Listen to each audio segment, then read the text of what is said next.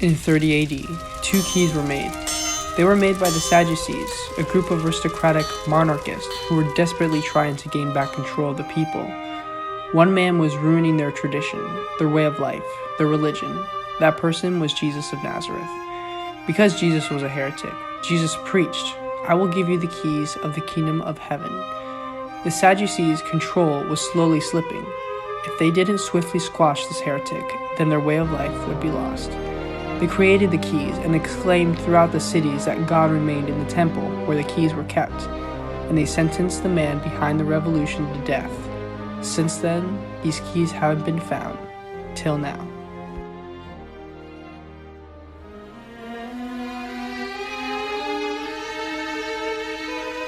To you I give the keys of the kingdom of heaven.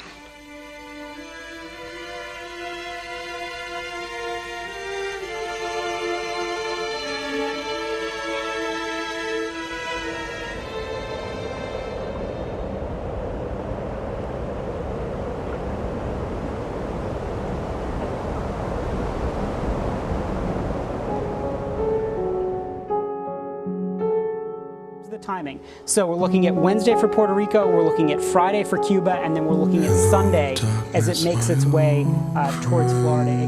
Let me make something incredibly clear. Let me just directly say this to the camera. This is a very different storm than Harvey. Harvey turned out to be all about the rain. I mean, if you looked at some of the destruction when it happened to make landfall, there was clearly a wind component to it. But everything not as bad as some of the others around. They have a lot more water damage than us.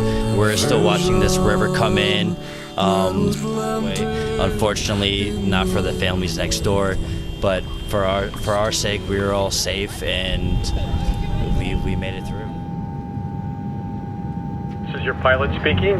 It is my pleasure to welcome you to Southwest Florida International Airport. The local time is 3:30, and the temperature outside is hot and humid, 90 degrees. Enjoy your stay.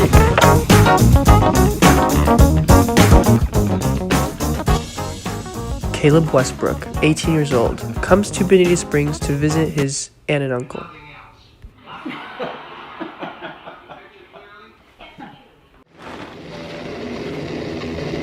That's more like it.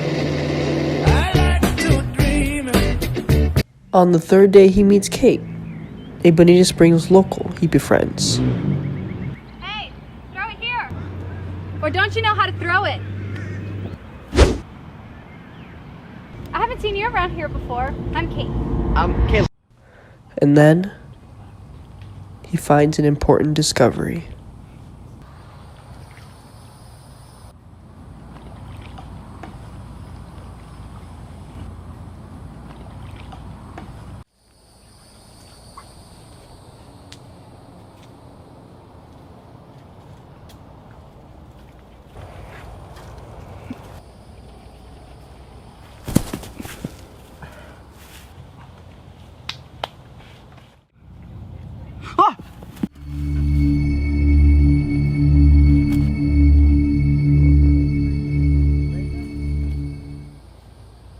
Ezekiel. Dude, this is definitely going viral. Hey!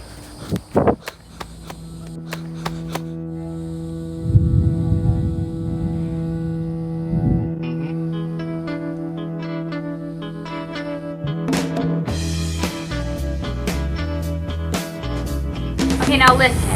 The river rats are crazy and they wrestle gators, pythons, and sharks. People fly in from all over the world and pay them the big bucks to experience firsthand what it's like. Okay, but don't let them fool you. KB has his master's in 16th century history and is an expert on Renaissance art. And he knows all about what happened on Mount Key. Hey, Zach! Hey, Kate. Hey, is that the viral guy? Yeah, we're here to talk to KB. Well, he's in the shop.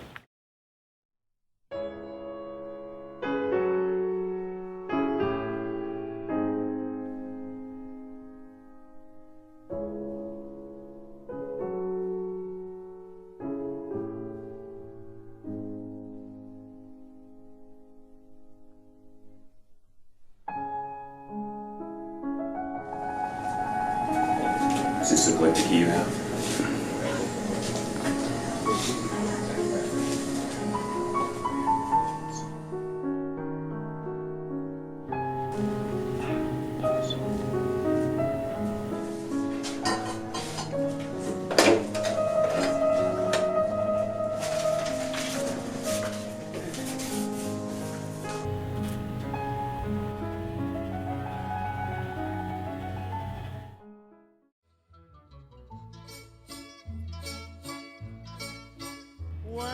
seems like I'm not the only one who connected the key that went viral. I'm finding out the art world here in Florence is talking about an artifact found in Florida. Here's what I know so far. In 1481, Medici turns up with the keys and had Renaissance painter Pietro Perugino put them in his famous painting, The Delivery of the Keys to St. Peter, now hanging in the Sistine Chapel. KB found this exact key shown here after Hurricane Charley in '04. It's not uncommon for hurricanes to wash ashore artifacts. Secretly, he had his key authenticated to 40 AD. The value was described simply as priceless. Hurricane Irma must have washed up the other keys shown that Caleb just found. Fresco painters love to put little Easter eggs in their paintings. See here, a self-portrait of the painter Pietro Perugino. This is one of the Medicis holding a dagger.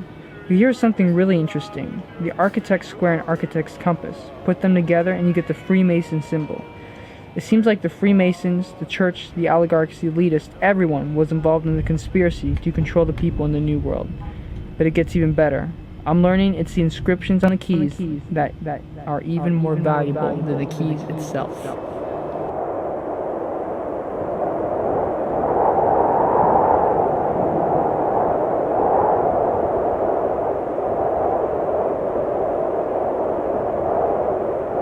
Well, I'll tell you a story of whiskey and mystics and men.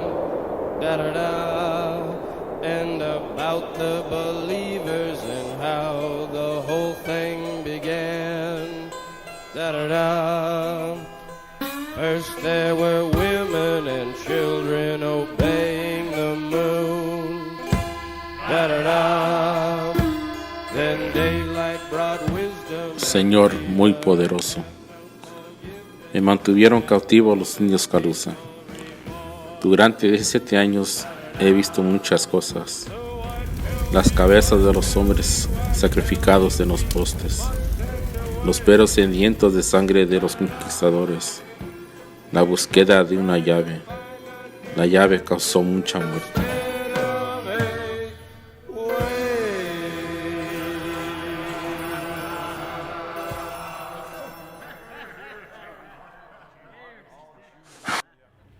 So fascinating. The mountain. Okay, set the cameras. Cameras are all set. True story 5, film, huh? True story. 4, 3, 2.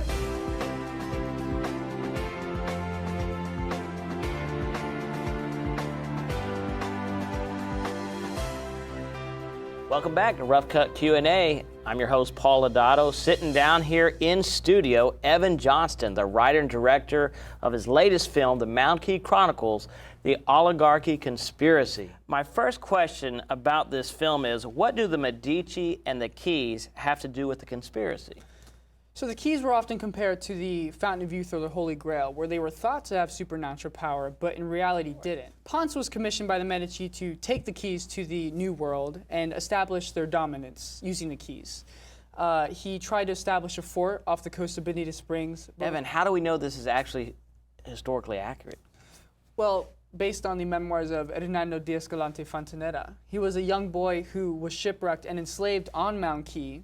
So the river rats, Evan, these guys actually wrestle alligators? Yeah, they take adrenaline junkies who come over all around the world and take them out on excursions into the South Florida swamp. They literally fly in? They fly in from all over the world. To Southwest Florida. It's crazy. That's some economic development for you. But anyways, you can't pay me to do that, but how did you discover the incredible true story? So when Caleb found the key and the video went viral, I knew there was a story to tell there. Evan, referring back to one of your earlier comments, you had mentioned that the Medici was thought to hold keys of spiritual power.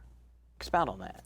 Yes, and I would say the Medici were mistaken. See, in the natural, a key holder has the power the authority to lock and unlock a door. But the key has to be the exact specifications of the lock. See, in the spiritual, the keys represent authority. And if we trust in God's authority and live our lives in the exact specifications of heaven, then we will be free from worries, anxieties, and the pressures of this world. Man, that is so good for all of us that are watching. That's awesome. All right, Evan. Well, Sotheby's can't even put a value on these keys. I know, they're priceless. If an auction house can't do it, my God. Well, anyways, my last question is this. Where are they? Where are the keys?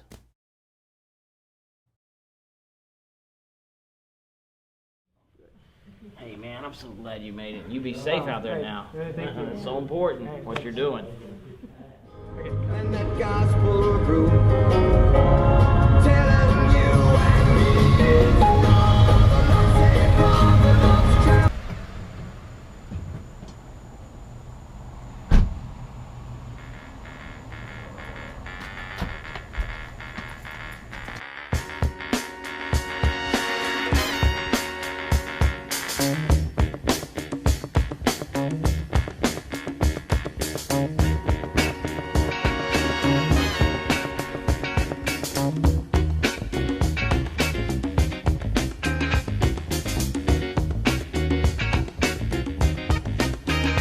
I've been in the right place, but it must have been the wrong time.